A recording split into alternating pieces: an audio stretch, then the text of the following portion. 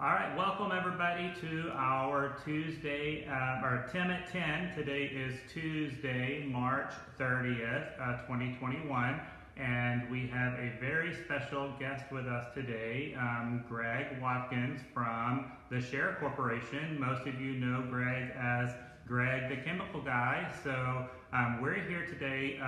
We're going to talk about handling, storing, and disposing of hazardous waste. But we're going to take it a little bit deeper into the sanitizing and the disinfecting and then the storing part of the hazardous waste. When you go to my website, timthetrainer.com, of course, one of our most popular trainings that we have on our website is one of the orientation topics that's required by the state, handling, storing, and disposing of hazardous waste. Also, that is a training that is required every single year. We're not going to go, line by line through that particular training. I'm going to leave that on my website. But Greg is here today to kind of enhance that material and give us some more information. And then, of course, if any of you have any specific questions for Greg or myself, you can type that into your chat screen right there, and we can have that conversation. For those of you that this is your first time joining us, I'll just really quickly tell you how this is going to work today. This is a live event, so you have the opportunity to interact with Greg and I. That makes this training instructor-led with childcare licensing, so those of you that are trying to get your 20% of your training hours that are instructor-led, you're going to get it today if you're watching this video live. At the end of the Facebook Live event, I will post a link on Facebook for you to complete your online worksheet, and then you can get that certificate of completion. There's a $5 fee to get your certificate of completion. If you're not needing a certificate, then you get to watch for free. So that's how this works right here. Now, if you're watching the recorded video, if you're not catching this live and you're watching the recorded video, then that would be self-instructional hours. Still 80% of your training hours, so it's still beneficial for you. I see lots of people logging in right here, so welcome everybody. We're going to go ahead and get started. So those of you that have never met Greg, I'm going to let Greg tell you a little bit about himself and what he does to support the early education and after-school industry. Thank you, Tim. Hey guys, I'm Greg the Chemical Guy. I've been in the industry now for approximately 20 years. I started in the industry when my daughter was an infant, and I was looking for products that would be safe for children to be around, especially my daughter. So I started doing research about sanitizers, disinfectants, what's the difference between the two, and what products we want to have around children. Are those products that are being sprayed on toys, eating tables, dishes, safe to be mouthed by young children? What does it mean to be NSF certified on a particular chemical? So I did all that research, and 20 years later, well, here I am, Greg the Chemical Guy. So I welcome you to ask questions. I'll be happy to try to answer all of those questions to the best of my ability, and welcome you and thank you for having me. Awesome. And Tracy is already giving you a great testimony right here. She's saying that Tracy uses Greg's chemicals in her schools, and she has seen a huge decrease in sicknesses in her center. So a lot less illness exclusion. So thank you for that feedback right there, Tracy. We've been using Greg's chemicals in our facilities for a little over 10 years now, and I have to agree with Tracy. We have seen such a huge difference in our illness exclusion, not only with the children, but with the staff too. We have a lot less employees calling in sick because they are healthy as well. But definitely some things that we have learned is the proper way to use the chemicals and to sanitize and disinfect. And that's one of the main things that I want to talk about today is, some of the proper techniques that we need to be using. And of course, it would not be a 2021 Tim at 10 if we didn't talk about COVID. So that conversation is going to come up for sure. So Greg, why don't you tell us what is the difference between sanitizing and disinfecting? Okay, so Tim, Sanitizing is the process of killing germs, bacteria, and viruses, but only an enveloped virus. If you think about an enveloped virus like a peach has a very thin wall structure on it, so it takes very little time to render that virus stable or inert. But when you start talking about a non-enveloped virus kind of looks like a watermelon. It has a real thick wall structure. So when we're using disinfectants, that's why those disinfectants take much longer to render that cell stable or inert. Now, what that means is it will kill the virus and it no longer can infect you. So when we talk about the flu, coronavirus, that virus is what we call a non-enveloped virus. So when you start talking about diaper changing tables, and we're spraying disinfectants on that, rotavirus, norovirus, hepatitis B, hepatitis C, those viruses are viruses that are non-enveloped, and we really need to pay strict and particular attention to how we render that virus stable or inert, where it no longer can infect. Awesome. And we're not only dealing with the coronavirus right now, but I'm not sure how many of you have experienced just within the last 2 or 3 weeks a big outbreak in the rotavirus. And I've talked to many programs that have had the rotavirus, which is kind of like the stomach bug, the tummy issues you get on a cruise ship is when you typically hear about this. Has been kind of going rampant across programs, especially here in North Texas. And rotavirus, norovirus, hand, foot, and mouth, RSV, or hand, foot, and mouth primarily, those 3 viruses are all caused from fecal matter.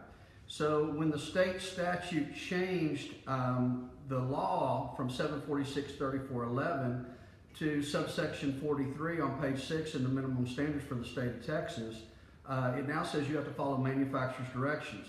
So what we're finding out is that a lot of people are not doing the correct procedures when diaper changing. They're using sanitizers instead of using true disinfectants on that diaper changing table, which puts the child at risk, especially if you remember that you are as wide as you are tall. And so when we place a child onto that diaper changing table, if Sally stretches her arms out and touches that sidewall after Johnny's already been up there and put his hands in his pants, so to speak, they can pick up E. coli and those other viruses, and once they put them in their mouth, then that's what gives them the tummy bug.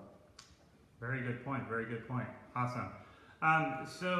What is the proper steps for sanitizing and disinfecting in our classrooms and changing diapers, Greg? What should people be doing? Well, depending upon the product that you're using, you always need to follow the manufacturer's directions. That's the biggest point. Most of the time, we would like to see that if the product does not require it's a cleaner, you can simply spray that and leave it for the proper amount of time. For instance, the Oracle product that we have is a 1-minute contact time on a diaper changing table. Now, if you were to have fecal matter on that surface, then we would want to use soapy water, rinse with water. The disinfectant solution, leave it for the proper amount of time, which ours is 1 minute, and then rinse with water, wipe dry, change Johnny. That would be the proper process. The other things that we need to be thinking about is using sanitizers on our tables, our eating tables, and our chairs, and even our backs of our chairs, because children touch those chairs, put their hands in their mouth, and then they can pick up other viruses that way. Yeah. So those are a couple of things that we could be doing. So always think outside of the box when it comes to sanitizing and disinfecting. It's not just your traditional diaper changing table and toys and eating utensils, but you really got to think about everything that a child could get bodily fluid on. So like Greg said, the back of a chair, doorknobs, faucets, common areas within your program. These things, I challenge each of you within your program, have a staff meeting with your group and really talk about, what all, parts of the program, parts of the classroom could children get bodily fluid on. It's not just your toys, eating utensils, and diaper changing tables. The list is pretty long of what we need to be sanitizing and disinfecting and doing it the proper way. One of the things that I wanted Greg to talk about today, because of course we are in a pandemic right now, so the fear and the anxiety of getting sick is pretty large. When people have that anxiety of a sickness or an illness, they tend to want to supersize the manufacturer's recommendations. Greg, what happens when someone does not mix a chemical properly, or they don't use it properly? Well, we can have all kinds of different problems. For instance, some of the concentrated products that are out there, for instance, one of our products called DSD mixes at 1 ounce to 5 gallons of water. That product is very, very high in alkalinity. The water helps to break it down to get it back to a 6, 7, or 8 pH level. If people mix them too heavy, then we can have chemical burns. Residues can be built up, especially if you're spraying a nap mat. And if you're spraying a nap mat and it's too concentrated, the poor child's face could be laying there, and as they sweat onto that mat, they could get a chemical burn as well. So it's really important that we're using chemicals according to the manufacturer's directions. Less is more. We don't want to supersize it, but most people try to go off of what smell is, and they think that's the best way of using a chemical, and it's not. It's the correct amount. Something else that I wanted to mention to you guys, going back just another step, is how often do you guys change out your toys on a regular basis? How often are you spraying your different surfaces? So are you spraying your tables, chairs, backs of chairs 3 to 4 times a day? We have to take the children out. In most states, we have to take the children out 30 minutes in the morning, 30 minutes in the evening. You could spray your tables, chairs, backs of chairs with a sanitizer at morning break, at lunchtime, when the kids go down for a nap, at afternoon break, and then close of business. If we're spraying those surfaces at that particular time, think about spraying sinks, countertops, faucets. Just spray them and let them air dry. Doing something is better than nothing at all. So if you're spraying those different surfaces, you can actually reduce the infection on those surfaces by approximately 80% if you're doing it 4 times a day. Perfect. Good point. Good point. I have a question from Scotty right here on Facebook Live that when you're in a potty training situation and a child has a dirty underwear, should you just bag it up and send that underwear home with the poop in it, or should you rinse that out in the toilet first? There's no regulation on that, so there's no standard or regulation on that particular process. Whatever you choose to do or however you choose to handle that situation, it's kind of up to you. If you are going to rinse the underwear out, definitely in the toilet, where you're not going to have any type of contact, and then you can flush it, would be the best case scenario.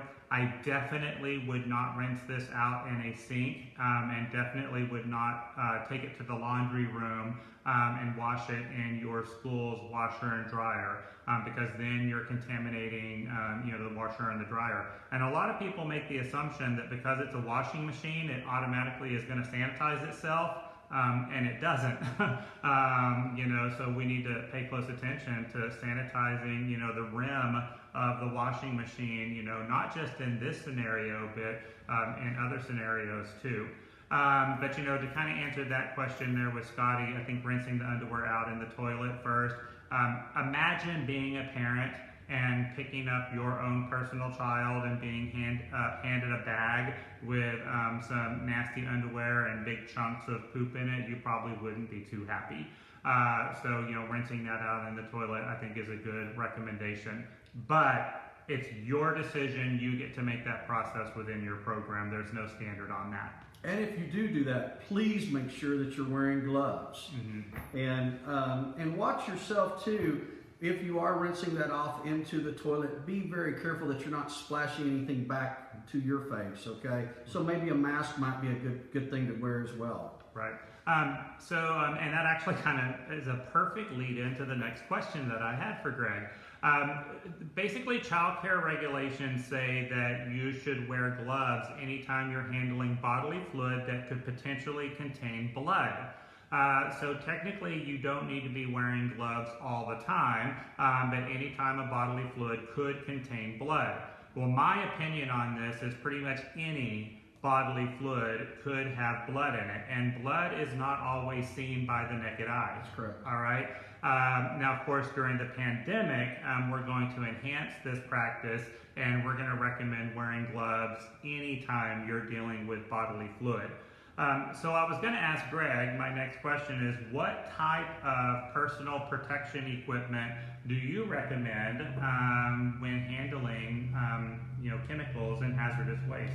Well, anytime that you're going to be handling any type of chemical at all, I would always recommend at the very, very least to have gloves on. We never know if there's going to be, when we're filling a bottle, if it's going to spill over, get on our hands, how we're going to react to that chemical. Some people are more sensitive than others. Most of the time, your dilutable chemicals, you're not going to have any issue at all. Also, when you're spraying things, it's, if you feel more comfortable, wear glasses, eye protection. A lot of the products now are neutral in pH. They're not going to harm your skin. But once they're diluted, even if you could get them in the eye, you might have some eye irritation. So always protect yourself with eye protection, with gloves if you feel necessary, but gloves at the very minimum. Yeah, very good, very good.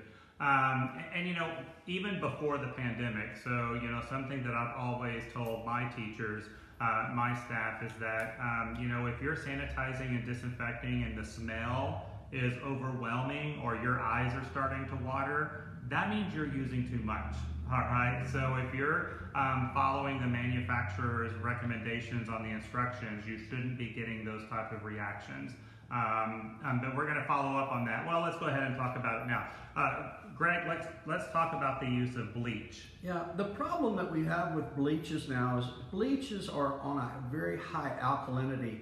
And then when we start talking about quaternary ammonias, which most of our disinfectants now are, when you mix those two chemicals together, you can have a chemical reaction that can actually put off a gas that can actually cause you respiratory and even death if you're in a closed off workspace. So you want to make sure that you're never mixing somebody else's chemical. It doesn't matter if it's a disinfectant and Febreze, for instance. We have a lot of people that think Febreze is the best thing to be using, but mixing that with Pine Sol or Lysol or anything else, only use that product that is in that bottle. Do not mix anything else with it. Yeah. So the combining of chemicals can sometimes cause a lot of issues right there. All right, and then how about individuals with asthma, and what does bleach do? Well, bleach is one of the #1 products that can exacerbate asthma in young children, especially if it's mixed too strong. And most of the time, when we're mixing bleach, we're not mixing it correctly, especially because of all these concentrations now that we have for the bleach. So it's a fine art to try to do that. And bleach also breaks down in an 8 to 12 hour period, depending upon whose bleach it actually is. Mm-hmm. And that's one of the biggest problems. And bleach is kind of a thing of the past. 20, 30 years ago, this is what we used in our programs, even in our child care regulations. It talked a lot about bleach. Over the last 10 years, we've seen a big transition moving away from bleach products. Not only child care regulations, it's still addressed in there, but they're definitely pointing you towards chemicals that are approved by the EPA and then following the chemicals manufacturers' recommendations. The CDA Council, so the CDA Council for Professional Recognition, their Essentials textbook actually has a wonderful article in it about why we should not be using bleach in our early education classrooms. So any of y'all that have a copy of the Essentials textbook, you can take a look at that. And of course, in many of our webinars, we've talked a lot about the Caring for Our Children, the National Health and Safety Performance Standards for Early Care and Education programs. They also, talk about not using bleach products in early education programs. So there you go. And remember, Tim, that when you're smelling bleach, what you're smelling is the evaporation of that bleach. And overexposure to bleach can cause irreversible kidney, lung, and even liver damage just from the inhalation of the bleach. So stay away from that if you possibly can. Right. And before the standards changed in 2016, the biggest problem that we were having with bleach products is that if you still have an old copy of the Child Care Minimum Standards, it talked about using regular strength household bleach. And the problem we were having is that everything you find at the retail stores talks about concentrated bleach. So when it has the word concentrated on there, it's no longer regular strength household bleach. That was the big issue we were having, prior to 2016 is being able to find the appropriate bleach that we could use in our programs. So, we got a question on Facebook Live, would bleach still be okay to sanitize toys? As far as child care regulations are concerned, yes, that is still an acceptable form of sanitizing. You do need to follow the 4-step process. So rinse it with soap and water, or wash it with soapy water, rinse it, spray it with your bleach solution for at least 2 minutes and allow it to air dry. But everything that we've just talked about, the asthma issues, the reaction, the mixing with other chemicals, and the harm that can do, take all of that stuff into consideration if you're choosing to still use bleach products. And there's other products out there that are so much more safer than bleach to be using. And you want to make sure that when you are sanitizing those toys and you are doing the 4-step process, that you want to make sure that that product is NSF certified, and that's to the National Sanitation Foundation. So any chemical that you're using, you want to look for that designation NSF. If it doesn't have that on there, then don't use it to sanitize your toys, eating tables, dishes, anything that's going to go into the mouth. You do not want to use that because there could be a residue left over that could cause a toxic reaction to that child. Yeah, very good.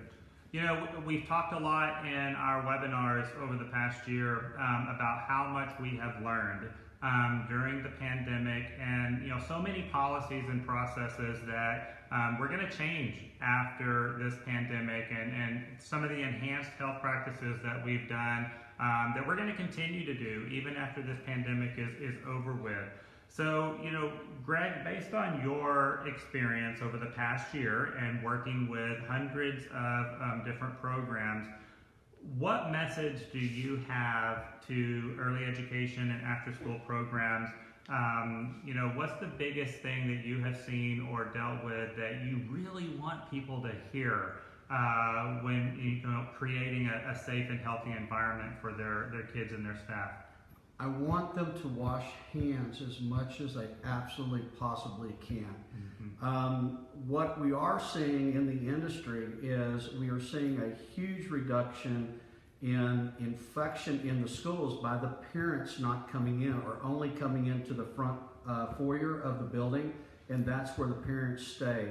So if we're washing hands, using hand sanitizer, we're using that sanitizer 4 times a day, morning break, lunch, afternoon break, close of business. We're spraying down our sinks, countertops, and faucets. Using those steps, doing those extra things that we don't have to do, can really make a huge impact on the health of the building and the safety of the children. Yeah. I think that's very interesting that, Greg makes a living and supports his family by selling chemicals. But the #1 message that he wanted to send out to all of you is hand washing. He doesn't make any money off hand washing, but that's the biggest piece of advice that he has for you, and I have to agree 100% right there. 80% of your infection is controlled just by hand washing alone. That's huge, 80%. That is huge. So, but we remember, we have to wash our hands for the proper amount of time. You need a minimum of, they say 20 seconds. I always say 26 to 30 seconds. And that's not just washing the palms, but in between your fingers and on the backs of your hands. So make sure that you're doing that. Awesome. What mistakes have you seen people make over the last year when it comes to sanitizing and disinfecting? The biggest mistake that I'm seeing right now in most all of my schools is people are using sanitizers on their diaper changing tables opposed to a good disinfectant. And they're not following, if they're using mine or anybody else's, they're not following the manufacturer's directions. They're not taking the correct procedures, waiting a 10-minute contact time. Most all of your disinfectants that are out in the market are going to be a 10-minute contact time. So you want to make sure that you're following those proper procedures. All right. What would you say over the past year, what are people doing right? What are some of the good things that we're doing out there? We live off affirmation, Greg, Yeah, and so we need a lot of affirmation when we're doing something good. I'm seeing a lot of people that are, they're taking their time with these children, wearing masks to be around the children to ensure that they're not going to be infected or infect a child. I'm seeing people washing hands more. I'm putting up more hand sanitizer units at the front of the building. So we're using those type products on a regular basis, and that's helping quite a bit. So I'm pretty proud with what's going on with the industry, and if you really think about it, we really haven't seen a whole lot of flu this year.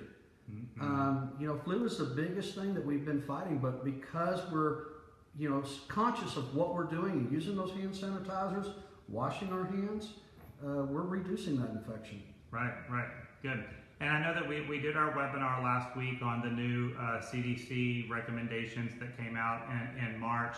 And one of the things that we talked about in that webinar last week is having the hand sanitizer stations at the entryway of your building. So when parents are dropping off and picking up their children, they too have that opportunity to get some hand sanitizer. And so you're passing that child off to a clean and healthy person and vice versa. So I think we're doing good on that too. And there are some good hand sanitizers out there that are even alcohol free.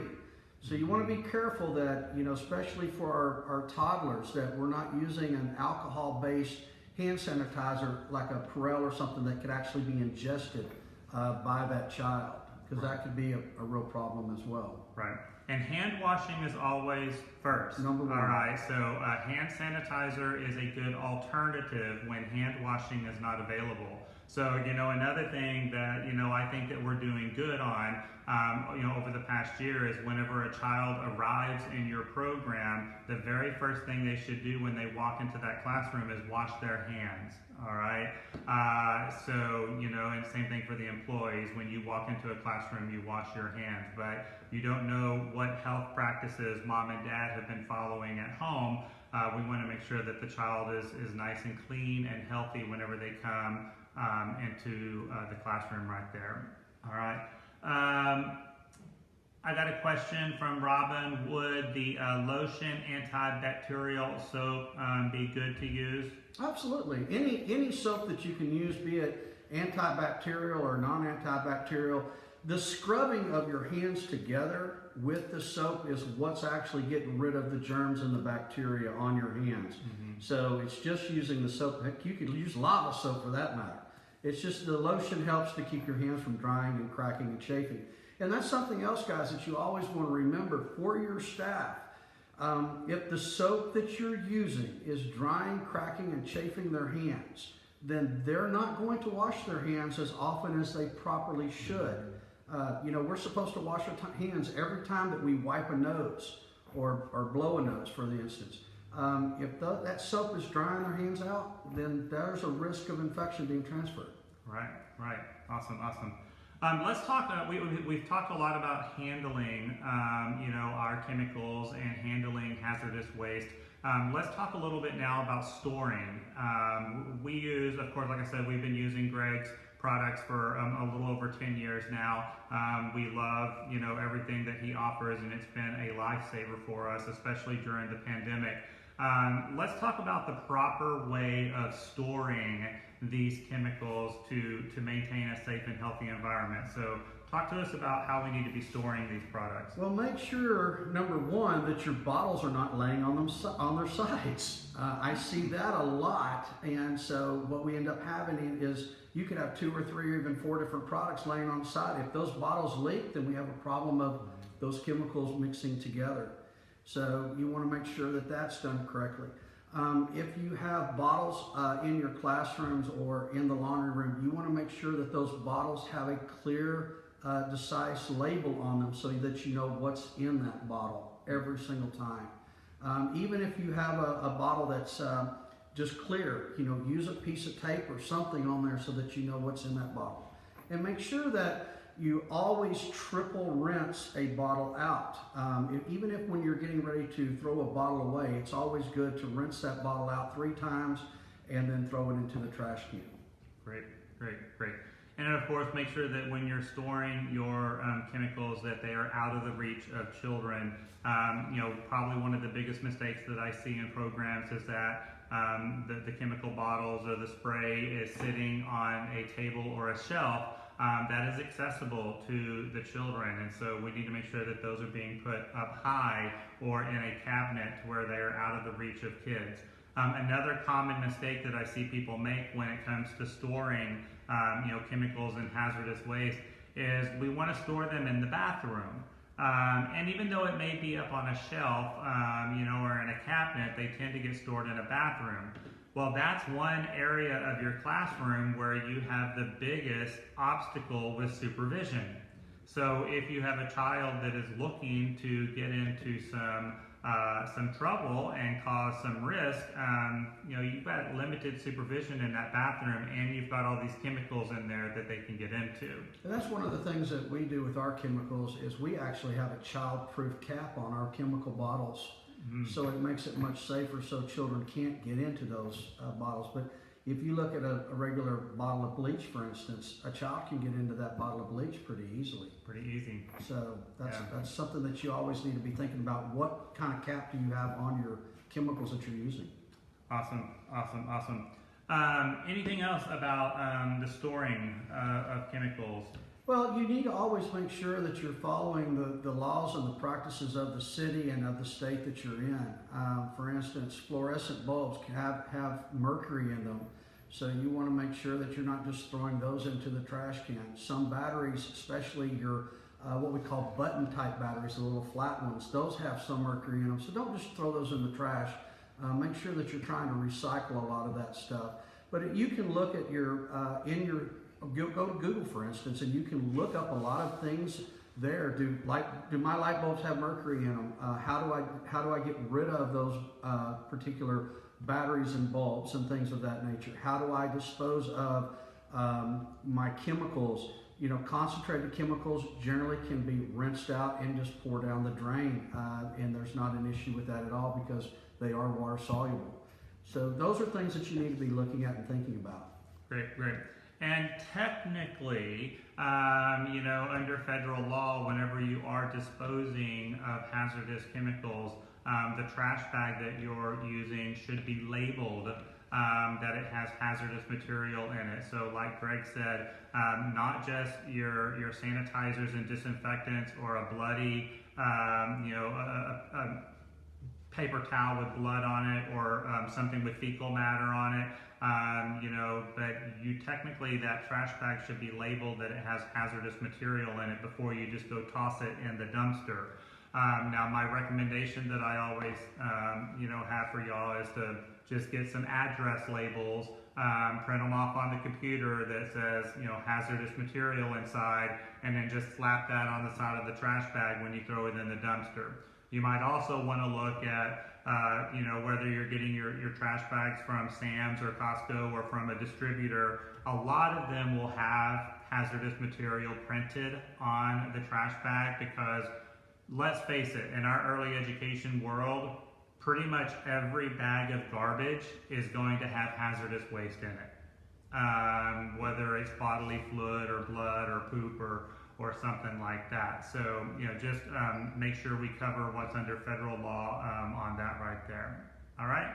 Robin is asking here,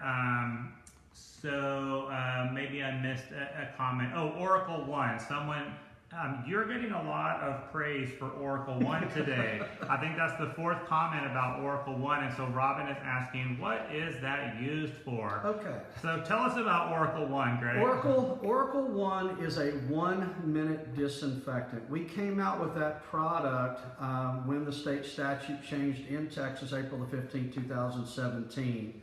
And so we can spray, that's an RTU product, ready to use product, that you can spray onto a surface, and then you can disinfect that surface in 1 minute. So the way that that product works is it's an alcohol-based product, so it burns through that non-enveloped virus, and that will render that virus stable or inert. You can also disinfect potty seats when we're doing potty training. Sometimes we'll have an accident here or there, or we just want to take that extra step, spray that potty seat as we're rotating from potty A to potty B, and we're changing back and forth. That gives that 1 minute time frame, and then that potty seat can be wiped dry so Johnny or Sally can use that potty. So that's what Oracle One is, and it's a 1 minute disinfectant. Awesome, awesome.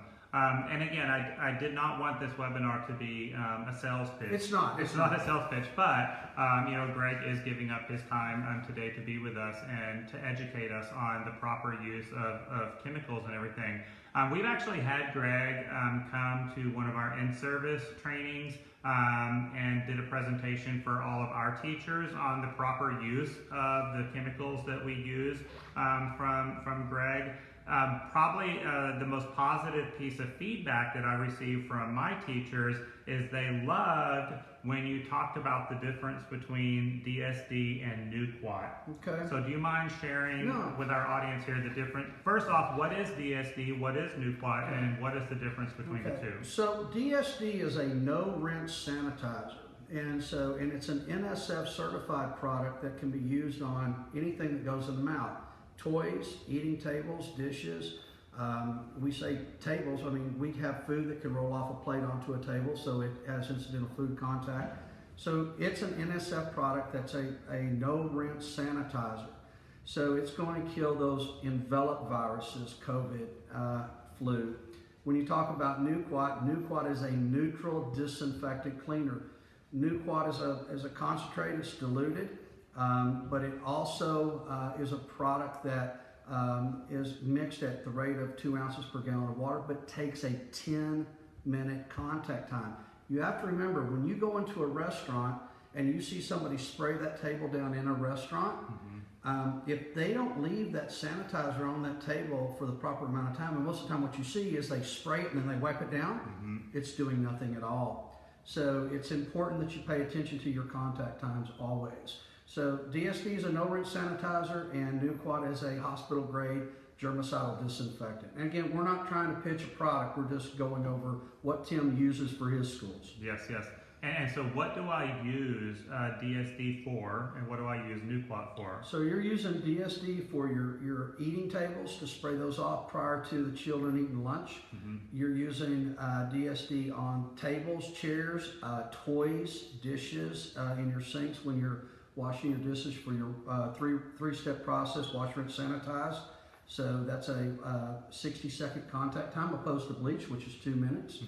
And then your Nuquat you're using for your sinks, your countertops, your faucets, floors.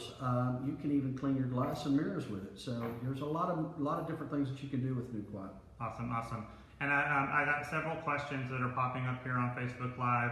Oracle One, can you buy this in the store, or do you need to order it from a supplier? You have to order it from a supplier. You have to order it from me. We are the only manufacturers of Oracle One. Right. So, and I'm happy to help you guys out with that. Y'all can find me at Greg the Chemical Guy online. So, or give me a phone call. Yeah. And if you go to my website, timthetrainer.com, and click on sponsors, you will see all of Greg's contact information. Also, my training online, handling, storing, and disposing of hazardous waste. There is a banner for Greg at the bottom of that training page as well. We actually posted a banner about Greg and his products a couple of weekends ago on Facebook, so you can probably scroll back on Facebook and find that. I will also post Greg's contact information at the end of the webinar today for those of you that are asking for it as well right there. But big believer in the products. I see Tracy here is talking about the Aroma Berry Soap. This is probably one of my most favorite products that that we get from Greg. So tell us about the Aroma Berry. So our biggest thing with the Aroma Berry Soap is that we wanted that particular soap to where it's not going to dry, crack, chap the kids' hands and also the teacher's hands. But the other thing that's great about that soap is the berry smell. If you look at Johnny when he comes out of the bathroom and you go, Johnny, did you wash your hands? And he gives you that kind of that look, you can go, let me smell your hands. And you can actually smell the berry fragrance on the kids' hands. And a lot of times what I see is right before lunch, after the kids wash their hands, they'll walk through the hallway with their hands like this so they can smell it. Because it has such a great smell to it, but it's a fantastic soap for kids. I've always loved it because you can tell when the kids have washed their hands because you can smell the berry on it. I don't know about y'all, over the past year with the pandemic, I have become so conscious and aware of the smell of soaps, and I've never really noticed it besides the Aroma Berry. I've never really paid attention to it until this past year, and now I'm all about what does a soap smell like. So that's kind of funny right there. I got a question. If you're wiping down mats, nap time mats, which product would you use to wipe down nap time mats? Nap time mats, are they going to be vinyl? Are they going to be cloth? I would probably, if you need to disinfect those mats, so I would probably use Oracle One for a quick disinfection. If you have time to, for instance, spray the mats down and let them air dry, I would use the Nuquat. You don't want to use a sanitizer on a nap mat because the kids could have gingivitis. You could have blood in the saliva that actually got onto the mat. So always use a disinfectant when you're spraying down those nap mats. Yeah, that would be important. And there's a wonderful comment here on Facebook Live that someone that's using Greg's products is actually saving a lot of money on their cleaning budget, on their consumable supply budget. And I have to agree with that comment as well. Whenever we first started using Greg's products, I was like, oh, my budget is going to be blown here. But we've actually seen that we are saving a ton of money because when you buy it, it's such a large bulk, but it lasts a really long time because it's so heavily concentrated. Well, and you also, Tim, you also have dilution systems that mix products perfectly and accurately every single time that are hooked to your water supply. So your DSD at 1 ounce to 5 gallons of water costs you 2 cents a quart to make. Your Nuquat, 2 ounces to a gallon of water costs you 15 cents a quart to make. I mean, you can't mix bleach that cheap. Nope, you sure can't. Talking about expenses, the two things I wanted to bring up here at the closing of our webinar today. But Greg, for our early educators that are participating in the federal food program, the CACFP food program, how does sanitizing and disinfecting products relate to food programs? So depending upon the amount of children that you have in that program, if you have 10%, you can actually write 10% of your chemicals off in that food program. If you have 50% of your children that are on the food program, you can write 50% of your chemicals off there. So that's a pretty significant savings. Yeah, so those of you that participate in the food programs, your sanitizing and disinfecting supplies actually can be claimed as part of your food program expenses. So Absolutely. I didn't know if y'all knew that. I wanted to make sure I threw that out there to you as well. Also, with the payroll protection program, those of you that may have received round 2 of the payroll protection program or PPP, y'all know that they added this additional category into what can be claimed on your PPP loan, the sanitizing and disinfecting supplies. is something that can be counted towards your PPP loan. So I want to make sure that we threw that out there too for those of you that may be taking advantage of those programs. So Absolutely. helpful information for you there. All right, awesome. This was a lot of really good information. This was kind of fun, Greg. It was fun. This was kind of fun. Awesome. Well, like I said, the link to complete your worksheet for a certificate of completion should be on Facebook right now. So if you need to just refresh your browser, and it should be the first thing on the wall right there. And then as soon as we're done, I'll actually post it in the comment section as well. As well as Greg's contact information, I will put in the comment screen here whenever we're done. So if y'all have any specific questions for Greg, you can give him a call. He loves helping all of you out with your sanitizing and disinfecting. I just really wanted to do this webinar today because, you know, with the pandemic, the handling, storing, and disposing of hazardous waste, making sure that we're doing it the correct way. And instead of just reading all of this blah, blah, blah material that is included in the training, I wanted to have some real life experiences and expectations discussed. And most people are hands-on anyhow. I mean, we learn by doing, so that's the bigger point. All right. Awesome. Thank you all very, very much for joining us today. I do appreciate it. And make sure you check out our website, timthetrainer.com, for upcoming Tim at 10 events, as well as our weekend mini conferences. We've got a couple of those coming up. Friday is director training. Saturday is teacher trainings. We also have a director credential course coming up in a couple of weeks. And our director credential 2.0 is coming up in April as well. Everyone have a wonderful rest of your day, and we look forward to seeing all of you very, very soon. And remember, be it Ebola or be it the flu, Greg, the chemical guy has a product for you. There you go. All right. Thanks, everybody. See ya.